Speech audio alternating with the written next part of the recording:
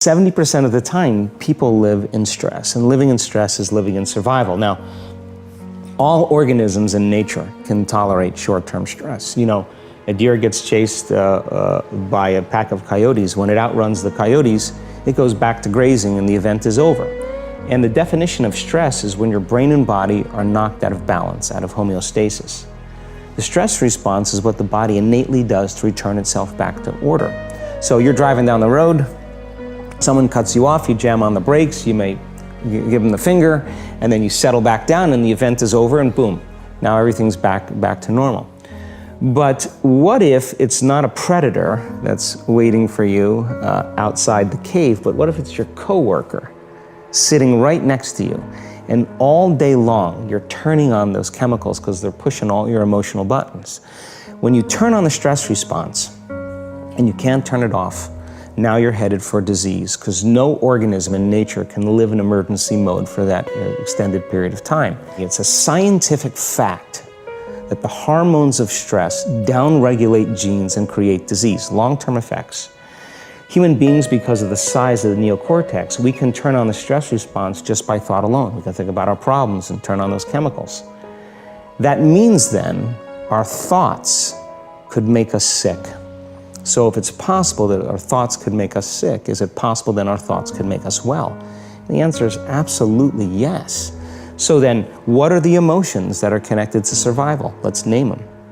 Anger, aggression, hostility, hatred, competition, fear, anxiety, worry, pain, suffering, guilt, shame, unworthiness, envy, jealousy. Those are all created by the hormones of stress.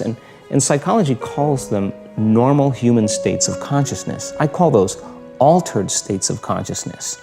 So then we tend to remember those traumatic events more because in survival, you better be ready if it happens again.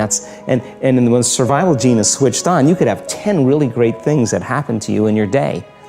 And you just have one bad thing that happens and you cannot take your attention off that unhappy thing because survival gene is switched on. Many years ago, after the DNA helix was discovered by Watson and Crick, they said the blueprints of life, all diseases are created from genes. It turns out less than 5%, more like 1% of people on the planet are born with a genetic condition like type 1 diabetes or Tay-Sachs disease or sickle cell anemia.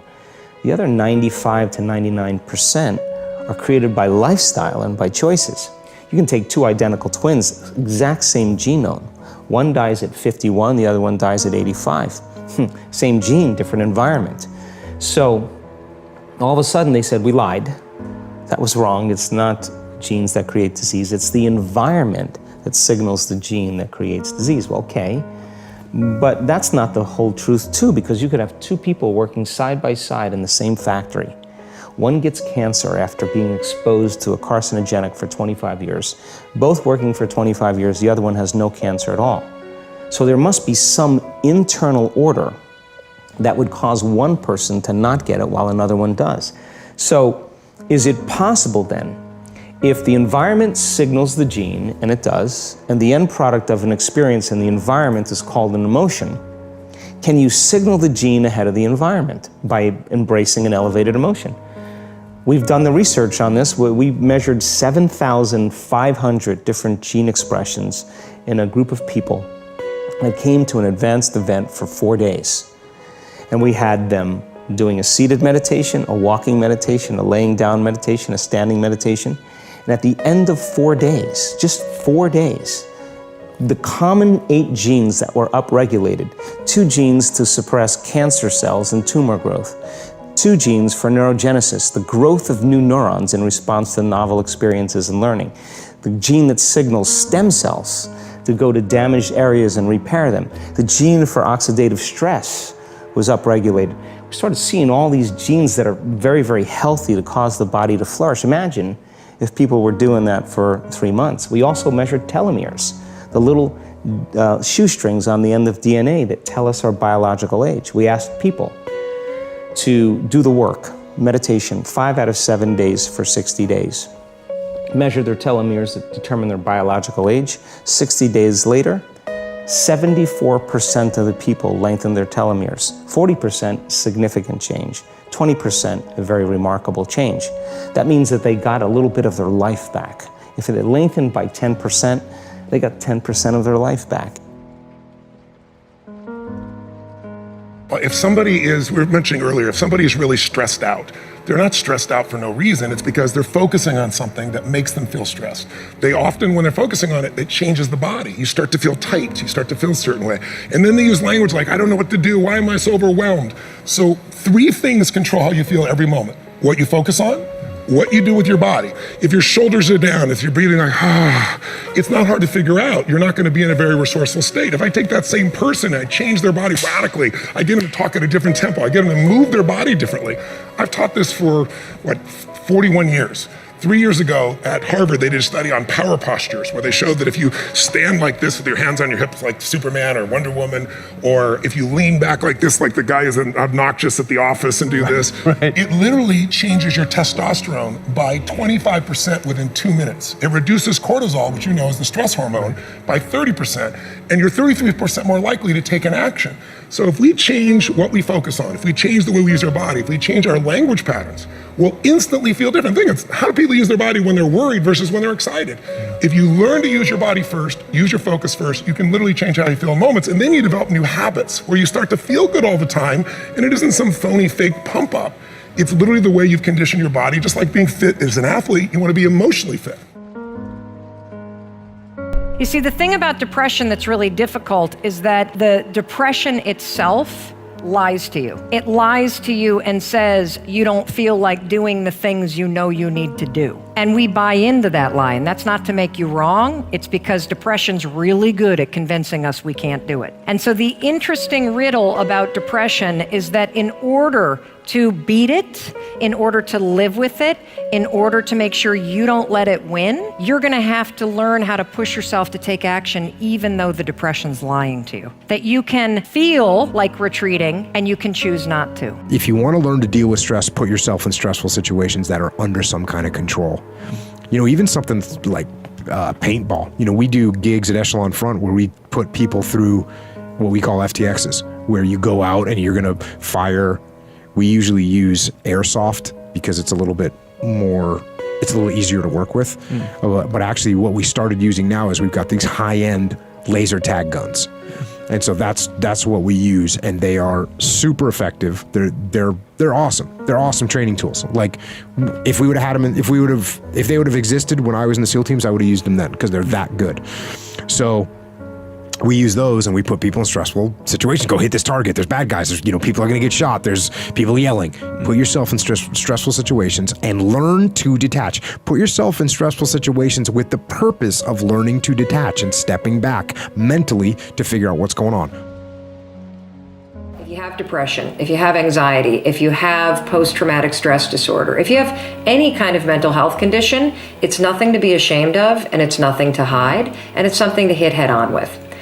There's one thing that if you did every single day, no joke, it would make an extraordinary difference in whatever mental health issue you're struggling with, and that is exercise.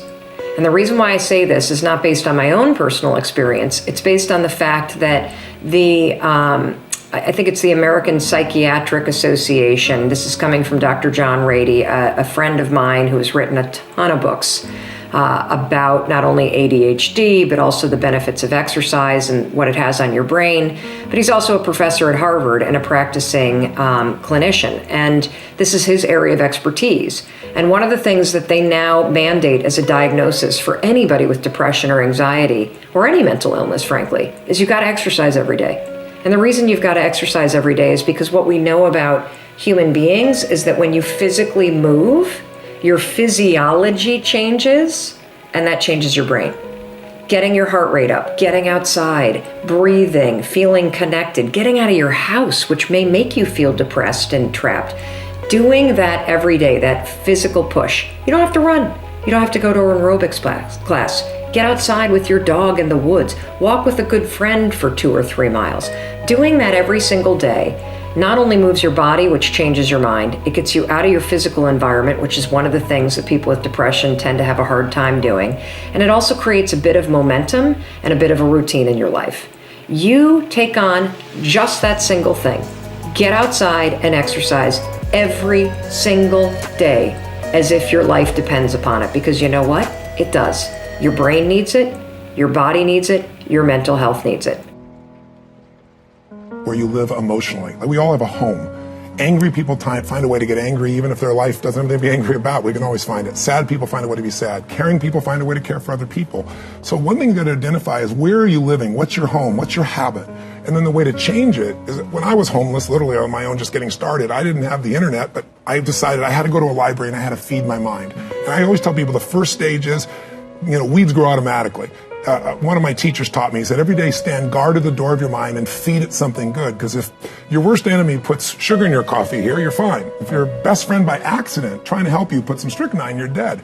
So if you feed your mind every day, 30 minutes a day of reading something, hearing something. Second, you got to strengthen your body. And the reason, Pierce, is fear is physical, right? So is stagnation, so is numbness, so is sadness, so is rage. And when you go in and change your body by an intense workout or a run or even an intense walk, and the blood's flowing through you, science has shown it instantly changes your biochemistry. And now your mind and body are working together.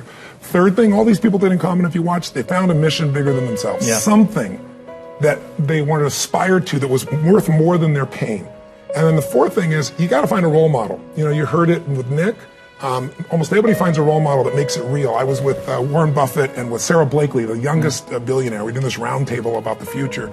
And when you listen to this woman, and when women meet her, they don't just love Spanx, her product that made her a billionaire. They love this woman because she's a role model of what's possible. Yeah. When you get a role model, it becomes real to you if you get a plan, you get a goal plan, and you take massive action. And the last step, number 5, there's always somebody worse off than you are. I don't care what you've done. So if you can go help somebody worse off, it puts your life in perspective, and it also reminds you life's not about me, it's about we. I always tell people, the secret to a great life, the secret to living is giving. And when you realize there's something in you still to give, even if you lost your legs, even if you've been through a horrific financial situation, your life can improve, but more importantly, you'll have a meaningful life because your life will contribute to other people.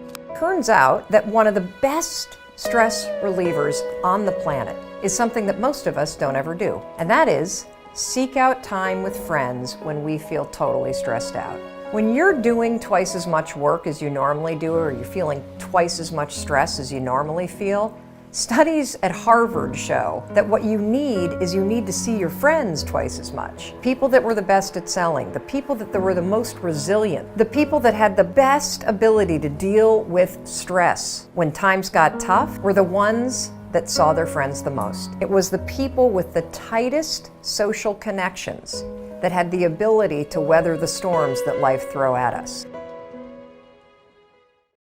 I think the first thing we must all do at some point in our maturity is decide not to be a stress case. There has to be an intentional decision at some point in our lives where we say, look, I'm not gonna be this stressed anymore. I'm allowing too much stress into my life. And please notice the words I'm using here.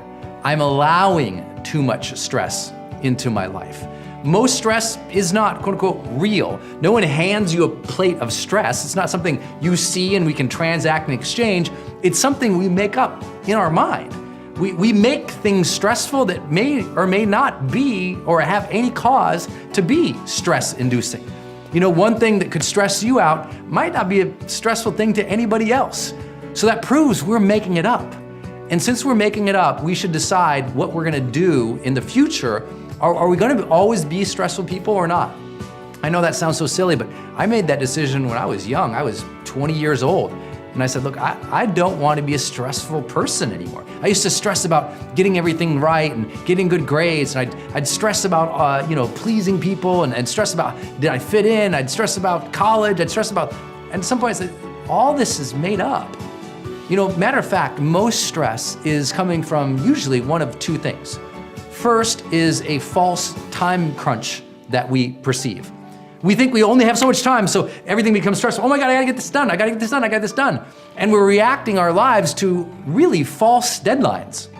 Someone asks you for something, you think you have to get it to them right away. You probably don't. It's probably not a real deadline. And unless you ask them, when is the real deadline on this? I mean the point in which everything crumbles and falls apart. If you don't get it then, what would happen? What is the worst thing that would happen if you didn't get it at that exact time? I'm crazy about this in my life. If someone says, well, Brendan, I need this by Thursday, I say, okay, if you need it by Thursday, is Thursday the day everything would explode and fall apart if you didn't get it? And they're like, no, Monday would be fine. And I just bought myself Thursday, Friday, Saturday, Sunday, and part of day Monday. I just bought 5 days by asking when the real deadline is. Because most people, they say they want something from you when they want it, not when they need it. So your job to help deal with just the time crunch that stress can feel like is asking, when is the real deadline? And all these things that you're stressed out about, do they really need to be handled right now, this immediate second? Would it be okay if you created a plan and you handled them over the next couple days, next couple weeks, next couple months? When you actually realize the unbelievable amount of time we all have as humans, and how much more time we have when we become focused, diligent, intentional, disciplined, then we're not so much stressed anymore. It's like, I will get to that when the time is appropriate for that. Before that, I've got other things.